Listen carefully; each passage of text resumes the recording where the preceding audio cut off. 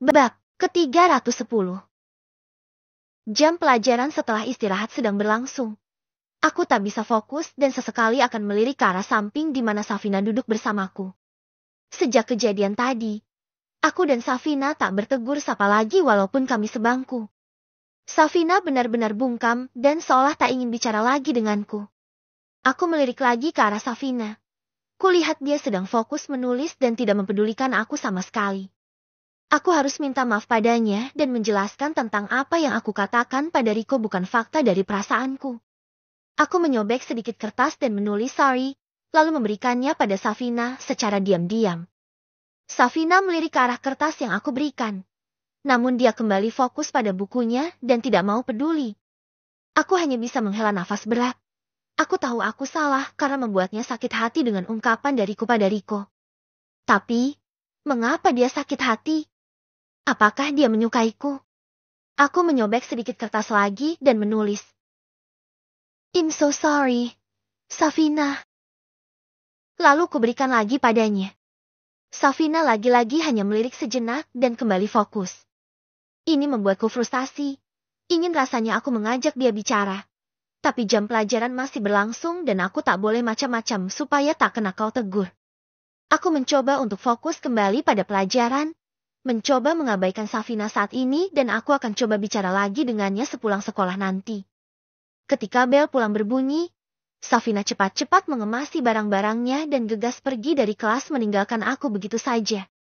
Aku juga segera mengemasi barang-barangku, agar aku bisa menyusul Safina. Tiba-tiba, seseorang menepuk pundakku dan membuatku terkejut hingga berbalik.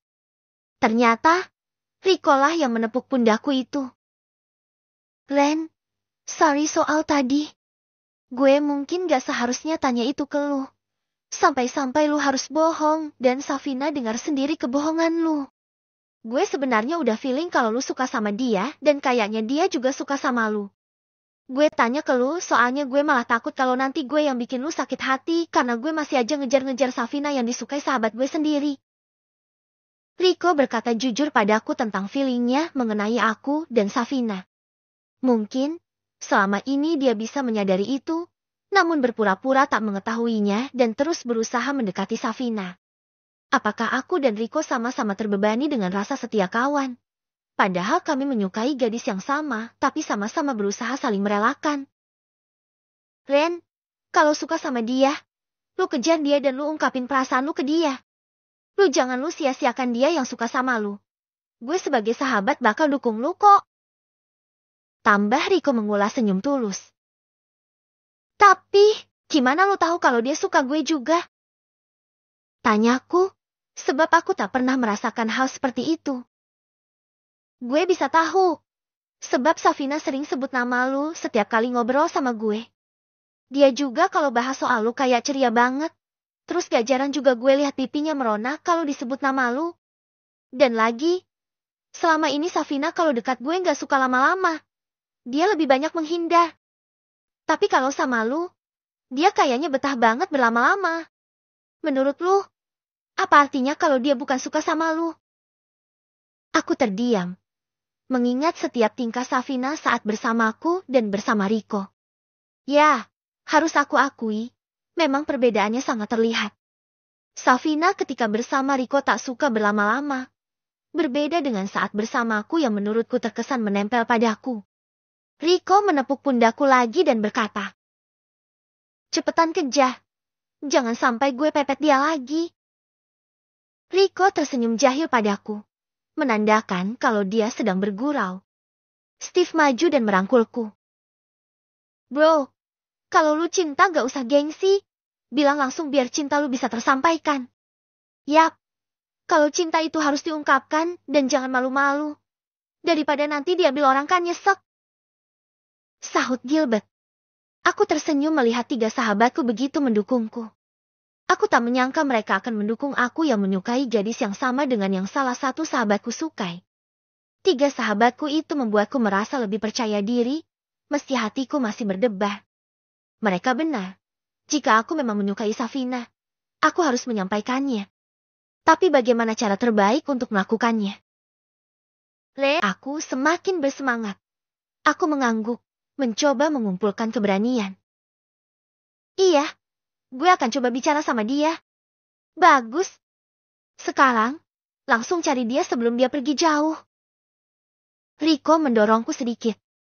Dengan semangat baru, aku bergegas keluar dari kelas, mencari Safina. Dia sudah hampir sampai di pintu gerbang sekolah ketika aku memanggil namanya. Safina! Safina tidak mempedulikan panggilan dariku dan terus melangkah hingga keluar dari gerbang sekolah. Aku segera berlari lebih cepat untuk mengejarnya, sampai pada akhirnya aku sampai di luar gerbang dan berhasil mengejar Safina. Gue pengen ngomong sama lu. Ucapku. Safina berdiri membelakangiku dengan mata menatap ke arah jalan, sepertinya dia sedang menunggu jemputan. Aku mendekatinya dan berdiri di belakang Safina. Tubuhnya yang lebih pendek dariku seolah membuatku leluasa jika aku memeluknya dari belakang. Tapi, aku tak bisa melakukan itu, sebab Safina bukan istriku. Ucapku lagi, suaraku lebih pelan. Safina tetap diam, namun bahunya bergetar seolah dia sedang menahan tangis. Aku merasa hatiku tercekat.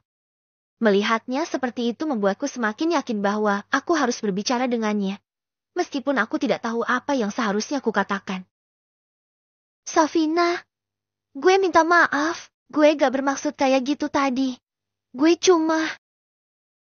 Sebelum aku selesai menjelaskan, Safina berbalik dan menatapku dengan matanya yang berair.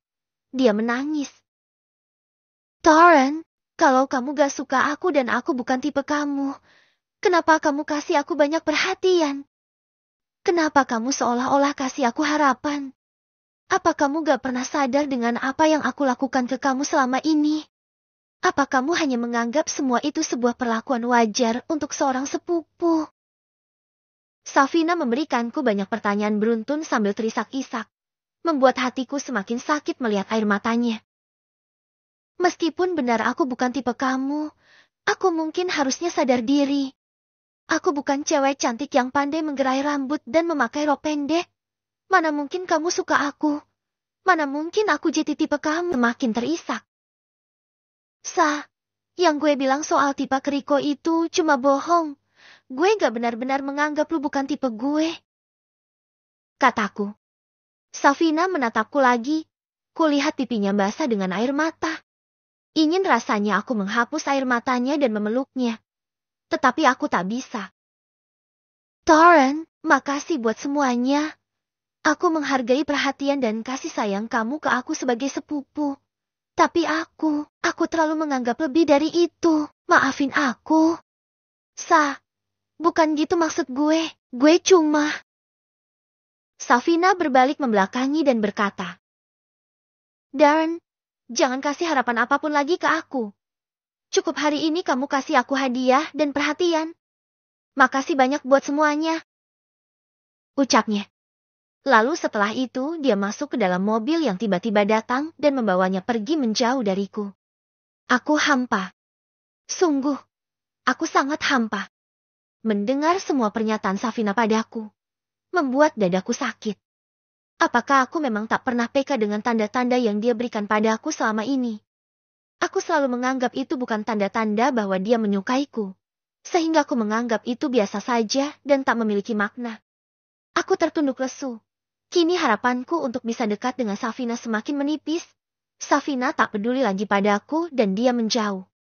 Malam harinya, aku duduk sendirian di tempat tidurku dengan memandangi foto Safina yang tersimpan rapi di ponselku. Fotonya yang sedang tersenyum. Apakah aku bisa melihat senyuman itu lagi setelah ini? Aku tidak memiliki semangat sekarang. Semuanya terasa hampa. Aku pun mulai merasakan kalau tanpa Safina hidupku benar-benar tak bergairah. Aku mengambil ponselku dan memeriksa apakah Safina menghubungiku atau tidak. Sayangnya, Safina sama sekali tak menghubungiku via apapun. Dia seolah benar-benar tak ingin berhubungan lagi denganku. Aku sangat bodoh. Jika aku tahu Riko tak akan mempermasalahkan perasaanku pada Safina, tentu aku akan mengakui kalau aku menyukai Safina padanya dan memikirkan tentang cinta. Sangat rumit. Tiba-tiba pintu kamarku terbuka dan Mami masuk. Aku buru-buru menormalkan sikapku agar Mami tak curiga dan bertanya. Darren, Apa kamu sibuk? Tanya Mami sambil mendekat. Enggak kok. Kenapa? Mam, ini, Mami waktu itu sempat pinjam gamisnya Tante Lele waktu ke acara hajatan temannya Om Fandi. Karena gamis Mami gak sengaja kena tumpahan jus, jadi Mami pinjam gamis Tante Lele dulu. Ini, gamisnya sudah Mami laundry. Apa kamu bisa antarkan ini ke rumah Tante Lele? Mami memberikan sebuah baju yang telah dibungkus rapi di dalam sebuah tas kain. Aku menerima gamisnya dari Mami. Bukankah ini artinya aku harus pergi ke rumah Safina dan bertemu lagi dengannya? Aku sebenarnya tak masalah jika harus pergi ke rumah Safina. Tapi jika bertemu dengannya aku ragu sikapnya tak akan semanis biasa. Entahlah, aku tak suka jika melihat Safina menangis. Aku lebih suka melihatnya tersenyum. Ren, kok bengong? Mami mengejutkan aku. Oh iya, aku bakal anterin ini ke rumahnya Tante Lele. Mam. Jawabku cepat. Ya sudah, kamu antarkan sekarang ya. Soalnya gamisnya mau dipakai katanya buat besok. Iya, Mam. Mami keluar dari kamarku dan aku bergegas mengambil jaket serta kunci motorku. Tak lupa, aku memakai helm sebelum keluar dari kamar. Aku berjalan cepat menuruni tangga. Kulihat Lily juga sedang sibuk mengerjakan tugas karya seninya di ruang tamu. Ketika aku melewatinya, Lily sempat bertanya. Kakak mau kemana? Aku mau ke rumah Tante Lele nganterin bajunya. Kamu mau ikut? Ogah, aku lagi sibuk. Besok harus aku kumpulin tugasnya. Lagian aku gak mau ganggu orang apel ke rumah pacarnya. Hehehe. Aku mendengus. Tanpa menunggu Lily bicara lagi, aku langsung keluar dari rumah dan segera naik motorku. Sebelum aku pergi, mobil Dedi masuk. Ayahku baru kembali dari kantor. Dedi membuka jendela mobil dan menyembulkan kepalanya. Tok tok tok. Assalamualaikum. Ucapku sedikit gugup. Waalaikumsalam. Sahut dari dalam. Suara lelaki, itu pasti Om Fandi. Aku semakin gugup saja saat mendengar suara Om Fandi. Pintu terbuka tak lama setelahnya. Om Fandi berdiri di hadapanku dan tersenyum. Aku meraih tangannya dan menciumnya taksim. Apa kabar, Om? Alhamdulillah baik. Kamu sendiri bagaimana? Alhamdulillah, aku juga baik, Om. Aku mengulurkan tanganku untuk memberikan baju Tante Laila yang aku bawa. Ini, aku datang disuruh Mami buat anterin bajunya Tante Lele, Om. Om Fandi menerimanya. Makasih banyak ya. Kamu mau repot-repot datang kemari padahal ini malam? Gak apa-apa, Om. Sekalian aku main-main aja keluar. Ayo, masuk dulu. Gak usah. Aku mau pulang sekarang, Om. Aku langsung menolak. Loh, kenapa? Kamu harus masuk dulu dan dijamu. Ayo masuk. Om Fandi memaksa. Aku masih berusaha menolak. Enggak perlu, Om. Aku beneran mau langsung pulang aja. Kenapa? Apa karena Safina nggak ada di rumah? Jadinya kamu nggak mau masuk dulu? Om Fandi menggodaku. Aku mengerutkan kening. Safina nggak di rumah? Enggak, Om Fandi. Astaga, jadi Safina tak di rumah. Padahal, aku sudah gugup sekali dari tadi karena takut bertemu dengannya di saat yang tidak tepat.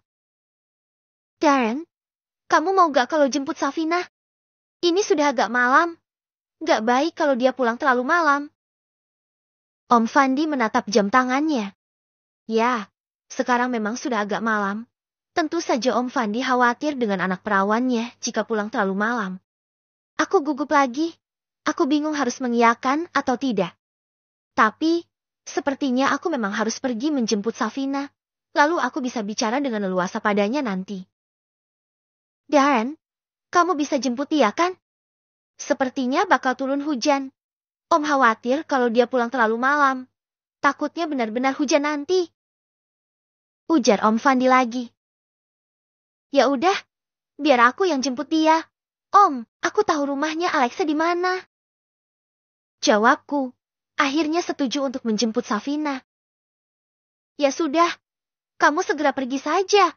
Takut keburu hujan. Makasih untuk bajunya karena mau mengantarkan. Iya, Om, sama-sama. Aku pamit pada Om Fandi untuk menjemput Safina di rumah Lexa. Malam ini memang tak ada bulan dan bintang sama sekali. Langit pun tampak mendung, sepertinya akan turun hujan. Aku harus secepat mungkin menjemput Safina dan membawanya pulang. Tapi sebelum itu, aku akan mengajaknya bicara lebih banyak di perjalanan, agar Safina bisa memahami perasaanku padanya dan tak salah paham lagi. Bab ke-300